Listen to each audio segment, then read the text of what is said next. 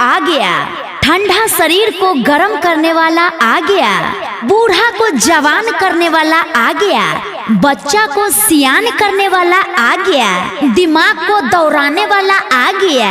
तो ले जाइए ताजा ताजा लंबा लंबा मोटा मोटा गरई मछली, अनेकों प्रकार के मछली, आइए ले जाइए। लगेगा कम तेल कम मसाला और खाते ही घर में करिएगा हाला। ए मैडम बंगुरी मछली रखले बानी।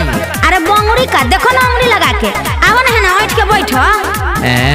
ए मैडम लग रहा के करा लाकवा मरले है। हाँ बोलियो भी मरले बा, लगला बतियावे। सुनो बात, गावे गावे